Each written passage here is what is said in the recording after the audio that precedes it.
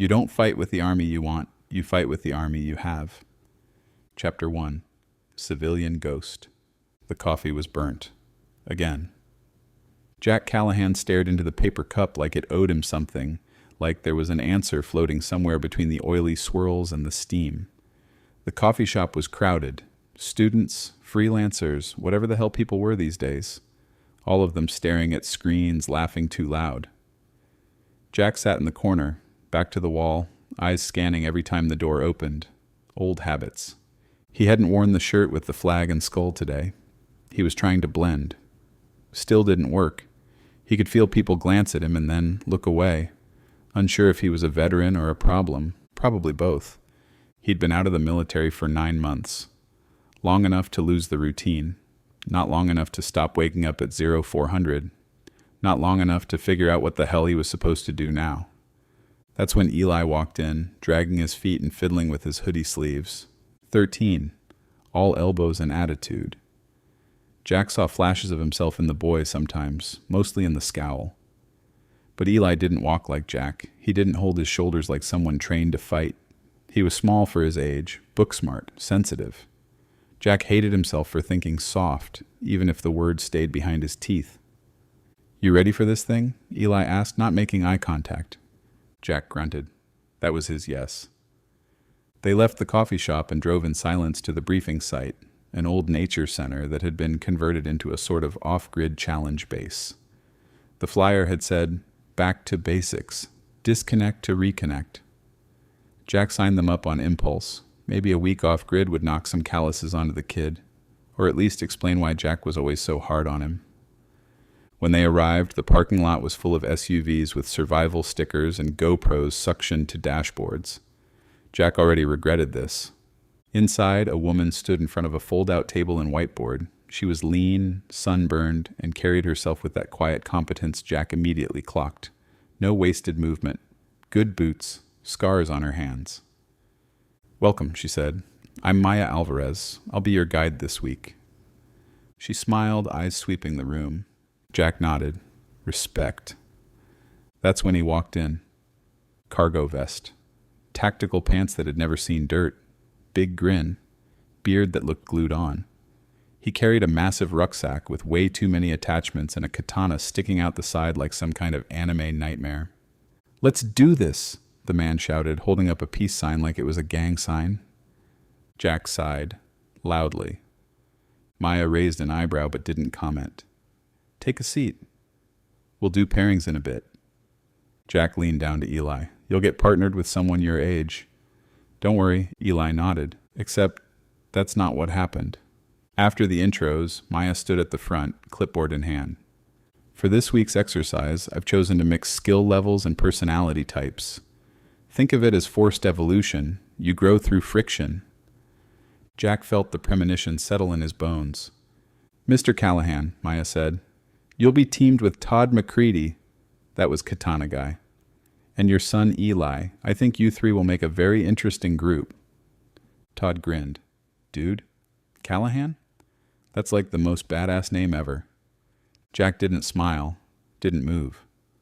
Maya just looked at him with a gaze that said, "I dare you to argue." Jack didn't. He simply said, "Copy."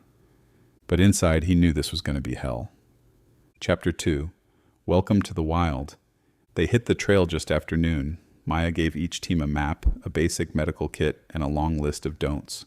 No phones, no GPS, no firearms. Just compass, canteen, and what you could carry. Jack slung his pack over his shoulders like muscle memory. He'd packed light, essentials only. Old habits, efficient movement, controlled breathing. Step, scan, step. Todd, on the other hand, looked like a walking flea market. His pack bulged at every seam, and every few minutes he'd reach back to adjust a strap or check to make sure one of his cool mods hadn't fallen off. The katana was still strapped to the side like a bad punchline. "Don't worry, gentlemen," Todd said, panting. "I may not look it, but I've trained for this." "You trained in carrying too much crap," Jack muttered. Todd either didn't hear or pretended not to. "I did a 3-day survival fast once. Nothing but rainwater and chia seeds." Jack gave him a look. Eli stifled a laugh. Maya trailed behind for the first mile, watching everyone's pace. When they stopped to rest near a creek, she pulled Jack aside. "You don't like him," she said, nodding toward Todd, who was unpacking a collapsible fishing pole while narrating to himself like a YouTube host. "No." "Good. You're not supposed to, but watch him anyway." Jack raised an eyebrow. "You think strength only looks one way. That's dangerous." Before he could answer, she walked back to the others. By evening, they had made camp in a clearing ringed with pine. Jack set up his tarp shelter with tight, practiced knots. Eli struggled with his, so Jack showed him. Quick hands, no wasted effort, no words. Todd tried to help and made it worse. Jack eventually took over. Todd offered him a protein bar as a peace offering. Jack didn't take it.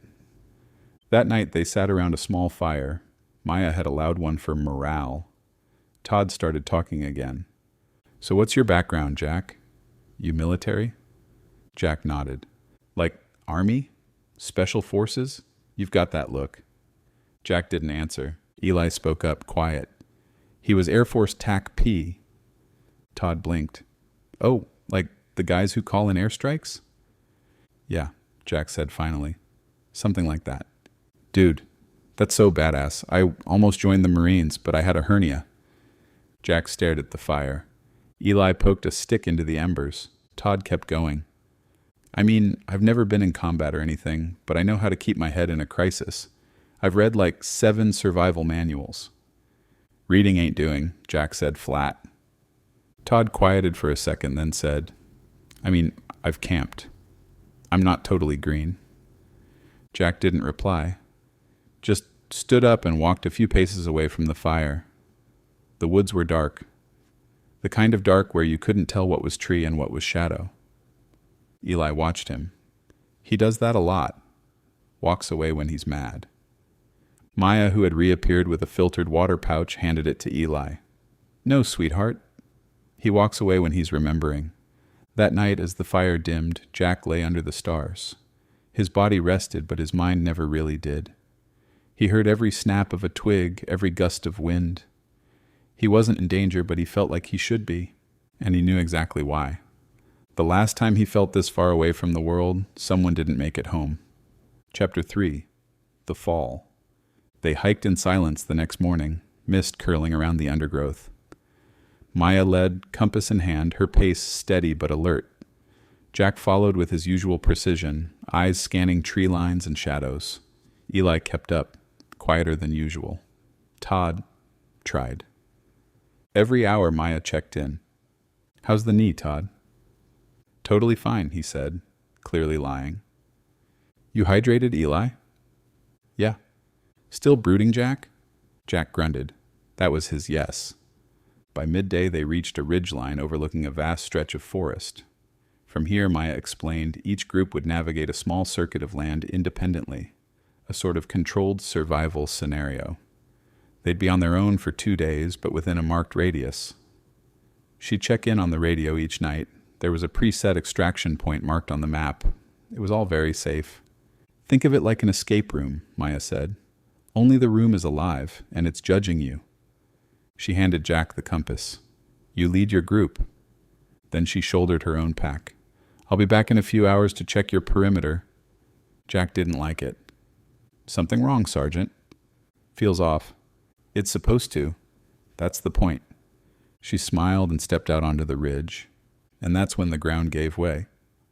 It wasn't dramatic at first, just a crumble, a shift under her boot. But then the earth sloped down fast and hard, and Maya's body tilted with it. Her reflexes were quick. She reached for a root, dug in her boot, but it was too steep, too loose. Jack was moving before anyone could react. "Stay back," he barked, tossing his pack and charging down the incline. He skidded to where Maya was sliding, managed to catch her wrist with one hand, brace a root with the other. Their eyes locked. "Let go," Maya said, breath tight. "You'll go with me." "Not a chance." But the root Jack held snapped under his weight. They both went over. It wasn't a clean fall. It was branches, dirt, rocks, gravity, and pain. Todd screamed something. Eli called out. The sound of Jack and Maya crashing through the underbrush went on forever. Then silence. Todd reached the edge of the drop first, hyperventilating. Jack? Maya? Eli grabbed a stick and waved it into the foliage. There's movement. They scrambled down as far as they safely could, about halfway down the slope. Todd slipped twice. Eli guided him.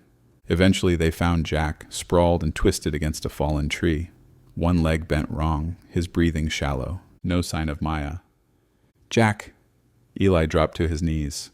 Are you awake? Jack's eyes fluttered open. She fell farther. Todd knelt beside him. Okay. We need to stabilize him. Yeah. Okay. Field med. I read about this. Shut up, Jack groaned. No, seriously, man. I got this. Just stay awake. Where's Maya? Eli looked into the trees, eyes wide. I think she's gone. Jack turned away, bit down hard on his sleeve as the pain surged. They set up emergency camp right there in the hollow. Jack couldn't walk, couldn't even sit up for long. Eli wrapped his jacket around him. Todd fumbled through the med kit and managed to splint the leg, muttering to himself the whole time. That night Jack drifted in and out of sleep. In his dreams he was back in a combat zone. But this time the ones trying to save him weren't his team. They were the two people he'd least expected to count on. And for the first time in years, he was afraid. Chapter 4. Dead Weight. The forest was different now. It didn't feel like a weekend adventure anymore. No morning bird song, no casual trail banter. Just wind through branches and the steady, shallow breaths of a man in pain. Jack drifted in and out of consciousness. When he was awake, the pain anchored him. When he wasn't, the ghost took over. Todd sat cross-legged by the fire, bouncing his knee, eyes darting between Jack and the trees like he was waiting for something worse to arrive. Eli sat beside his dad, trying to read from the survival handbook Maya gave them, but rereading the same paragraph over and over. We have to go for help, Eli said finally. Todd shook his head. We don't even know where Maya ended up. If she's alive, maybe she's already headed for the extraction point, if we go wandering off now. He's not getting better, Eli interrupted, voice tight.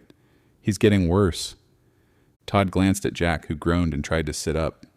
Don't, Todd said, standing. You need to rest. I need to move, Jack hissed through gritted teeth. Can't stay in one place too long. You sit still out here, you die. He tried to push himself upright. His arms shook and his face turned pale. Todd lunged to steady him. Jack, stop. Jack shoved him off. I'm not your responsibility. You kind of are, man, Todd said, trying to smile. I said leave me. No. The word hung there, too firm for Todd, too final for Jack. Jack locked eyes with him. You have no idea what you're doing. You're not built for this. Todd didn't flinch this time. Maybe not. But I'm still here. Jack lay back, spent. For now. Later, Todd tried to make tea from pine needles. It tasted like dirt and bad decisions. He still drank it. Eli watched him. You ever been out here before? Eli asked. Todd chuckled. Not like this. I did a survival weekend once with some coworkers, got rained out and went to a motel. Eli cracked a tiny smile. Figures. I mean, I thought I knew what I was doing. Watched the shows, read the blogs, practiced knots in my apartment. Eli looked back at Jack, asleep again, his chest rising slow and uneven. I think he hates you. Todd exhaled. Yeah, I think so too. Why do you keep trying? Todd stared into the flames. Because I need to.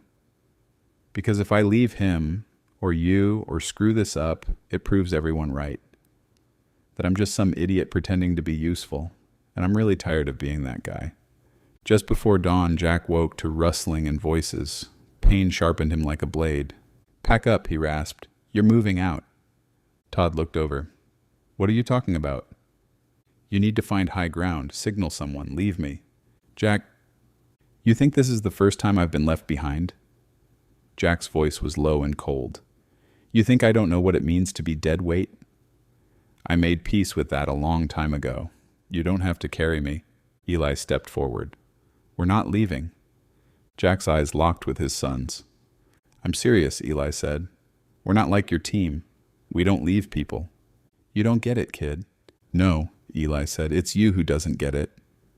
Jack looked away.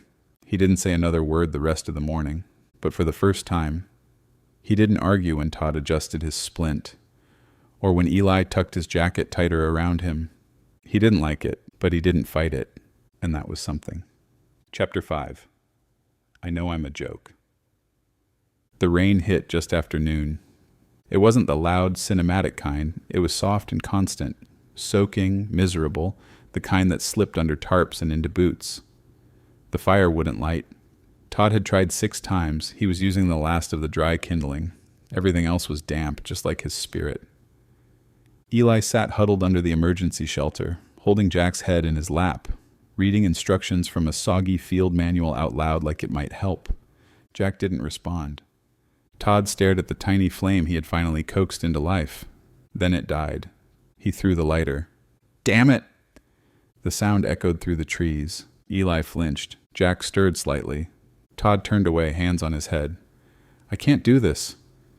Don't say that, Eli said, barely above a whisper. No, seriously. I'm not cut out for this. I never was. I don't know what the hell I'm doing. I'm just making it worse. He paced in a wet circle. The katana on his pack clanged against a rock, like punctuation on his failure. You think I don't know how ridiculous I look? You think I don't hear it when people laugh behind my back? The vest, the gear, the stupid sword, it's all a shield, okay?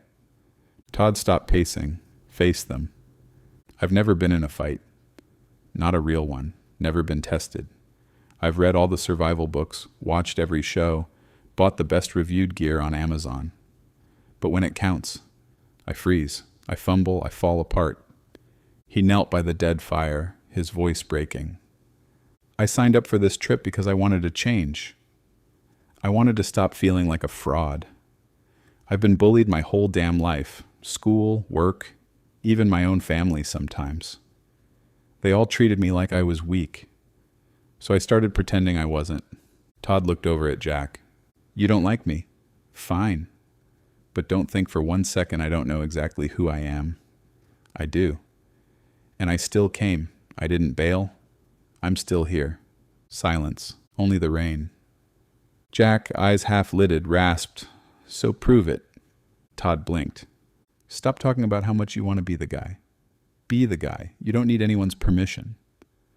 Todd stared at him, then nodded once, and started moving. For the next hour, Todd worked like a man possessed. He made a reflector wall from wet logs and an emergency blanket.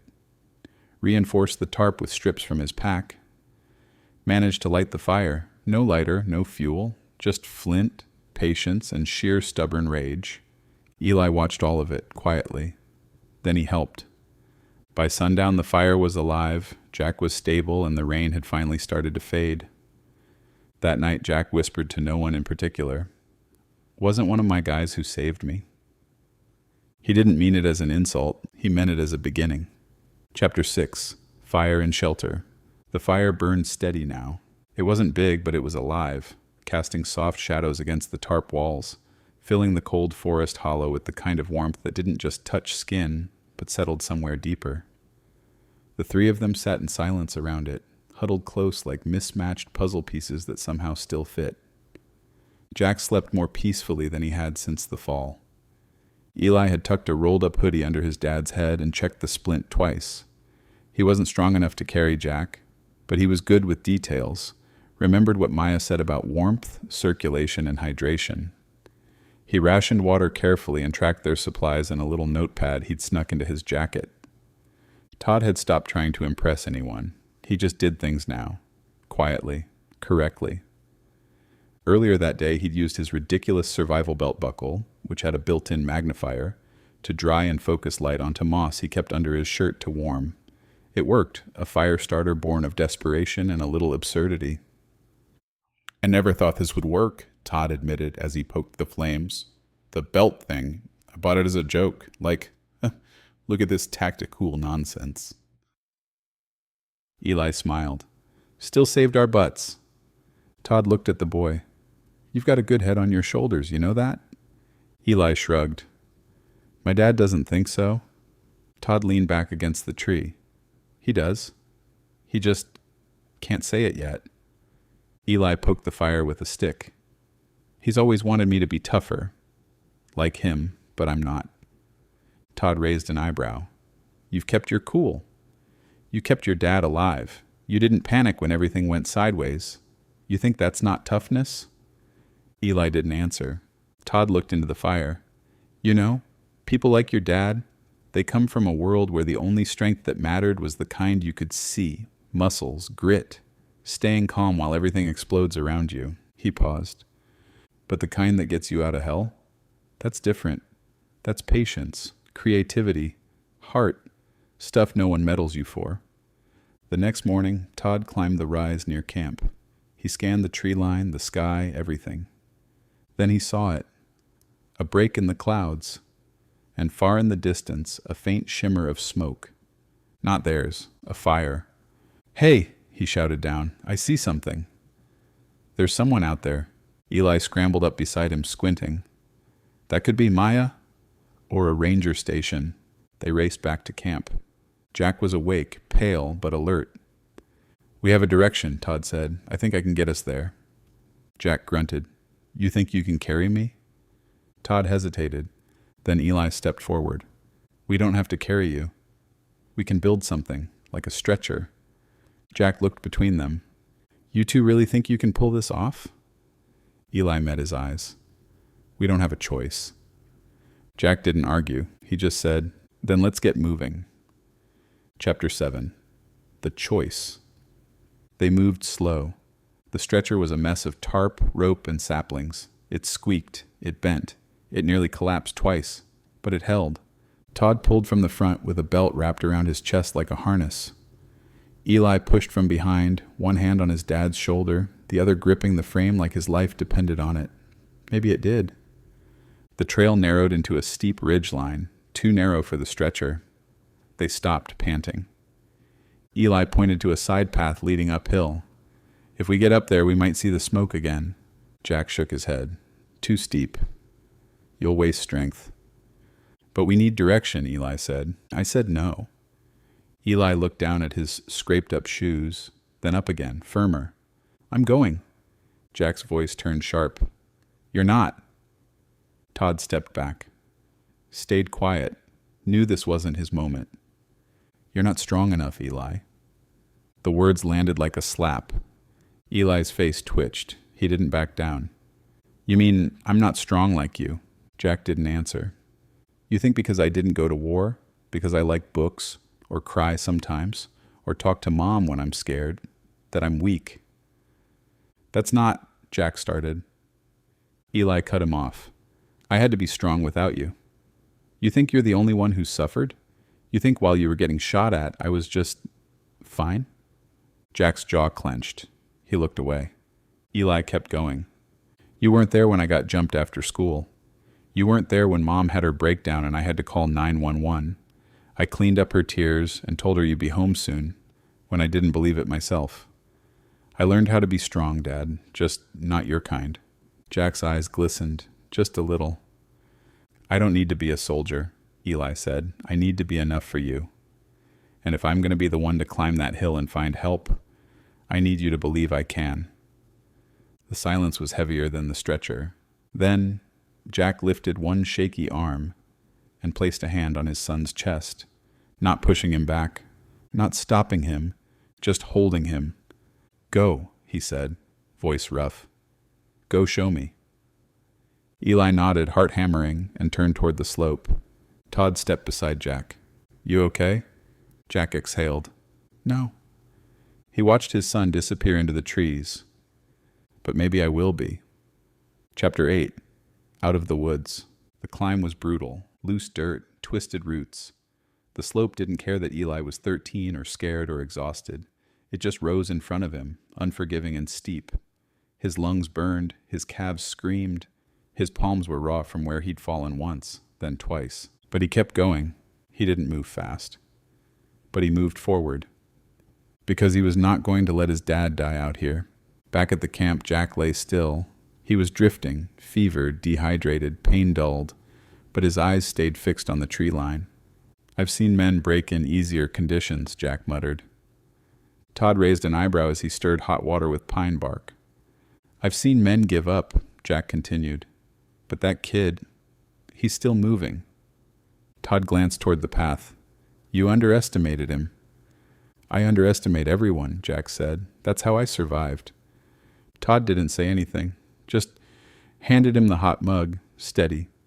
Jack took it. No grunt, no complaint. That was thanks enough. Eli crested the ridge and nearly collapsed, but then there it was. Not just smoke, a clearing, a fire pit, 2 tents, and a woman moving near a bright orange tarp, limping but alive. Maya, Eli shouted, stumbling toward her. She turned, shock breaking into wide-eyed relief. Eli? I need help, he panted. My dad, he's hurt. Down the ridge, Todd's with him. She grabbed a radio from her belt. I've got you. I've got you. Sit down, breathe. I'm fine, he said. We need you. Maya gave him a look that froze him in place. You're fine, she said. Better than fine. You're the reason this isn't a tragedy. An hour later, rescue boots hit the ground. They reached Jack and Todd just before sundown. The medics stabilized Jack's leg and got him on a real stretcher. He tried to argue. They shut him down. Maya arrived last, limping but intact. She locked eyes with Todd. You kept him alive. Todd rubbed the back of his neck. We kind of all did. She nodded. That's how it's supposed to work. The evac was quiet. Jack rode in the back of the cart, Eli beside him, holding his hand without asking. Jack didn't pull away. Todd sat up front with the gear, staring off into the woods. At one point, Jack murmured, You did good, McCready. Todd blinked. What was that? Jack looked away, half smirking. Don't make me say it twice. Todd grinned like a kid. Copy that, Sergeant. Chapter 9. Coming home. The hospital room was warm. Sterile, sure, but warm. A thin beam of afternoon sun cut through the blinds, tracing a golden line across the foot of Jack's bed. He lay still, leg elevated, eyes half closed, as the machines beeped a slow, steady rhythm. He wasn't used to resting, but this time he wasn't fighting it. Eli sat nearby, nose in a paperback. Something about space pirates and lost fathers. He didn't say much, but he hadn't left his dad's side since they got back. That said more than words ever could. Todd popped in around noon, holding a grocery bag like it was some sacred offering. Brought snacks, he said. Also, survival magazines, a Rubik's Cube, and a stress ball shaped like a grenade. Jack raised an eyebrow. Therapeutic. Todd grinned. Doctor's orders. They sat in easy silence. Todd eventually leaned back in the chair. So? This gonna be your thing now? Yelling at people from bed? Jack looked at him. Nah. A beat. I think I'm done yelling. Later that evening, Maya stopped by. She was bruised and walking with a cane, but her eyes were as sharp as ever. She handed Jack a sealed envelope. Expedition report. Jack opened it. Inside was a single page with just 4 words. Team 3. Mission success. No signature, no lecture, just truth. He handed it to Eli without a word. Eli read it, smiled, folded it like it mattered, because it did. A week later, Jack stood outside his house, leaning against the porch rail. No cane, no limp, just a slower version of himself. Eli kicked a soccer ball in the yard. Todd pulled up in his SUV. Still too many decals, still too loud. Yo, you coming? Jack nodded. Yeah. Mentor orientation starts at 6, Todd said. We're probably going to be teaching kids how to not die in the woods. Jack gave a rare smirk. Think they'll survive you? Todd shrugged. I've got charisma. Jack turned to Eli. You coming with? Eli looked up, sweating but smiling. Only if I get to lead the compass lesson. Jack tossed him a thumbs up. Deal. They drove off together, sun dipping low. Out of the woods, but not out of the wild. Not really, because life was wild. And maybe, just maybe, they were finally ready for it.